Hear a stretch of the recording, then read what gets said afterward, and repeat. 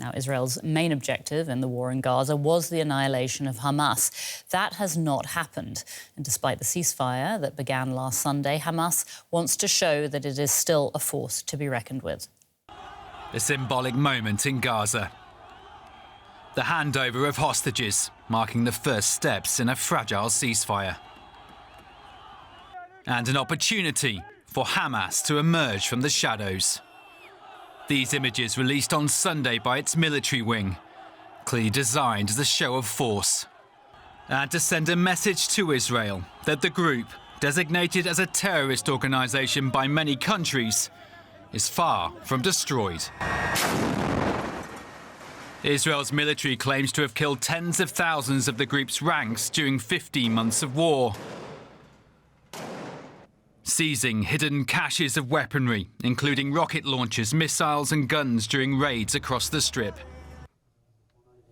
and dismantling swathes of hidden tunnels used by the militants. But in the days since the ceasefire announcement, there are signs that Hamas's influence remains strong in Gaza. Like here in Khan Yunis in the south, where its fighters join truce celebrations, claiming the group's armed wing is still functioning. Al-Qassam brigades remains, as well as the National Resistance faction. All the resistant faction are staying in spite of Netanyahu. Hamas-controlled police have also been seen out in force in recent days. The local administration presenting itself as a key part of Gaza's future. But despite this show of apparent control, there is no doubt that Hamas's military and political power has been significantly diminished. Key members of its leadership are now dead. Yahya Sinwar, the group's head in Gaza, killed in October by Israeli forces. With political leader Ismail Haniyeh assassinated by Israel in July in Tehran while attending the Iranian president's inauguration. Israel also claims to have eliminated Mohammed Deif, Hamas's military chief, who is wanted by the International Criminal Court for alleged war crimes. Then there's the attacks on Hamas's allies Hezbollah in Lebanon, including the use of exploding pages in September, which have left the group increasingly isolated in the region.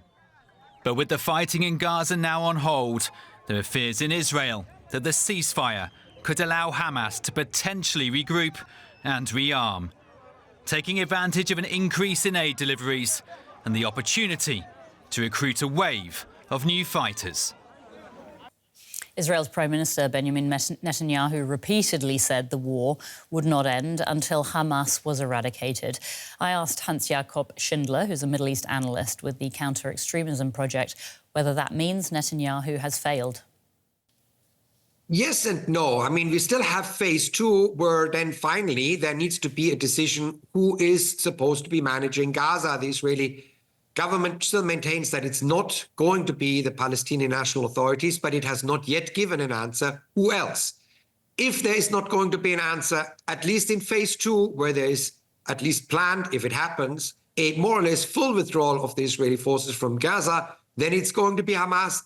Then, of course, it will take Hamas many, many years to rebuild the structures that were destroyed by the Israeli military. It will take longer because Iran is an exceptional weak regional situation right now, especially also because of the fall of the Assad regime. But it is definitely able to rebuild if it is allowed to, because no one else is managing the Strip. So it's really crucial to finally make a decision. Who is managing the Strip other than the Israeli military?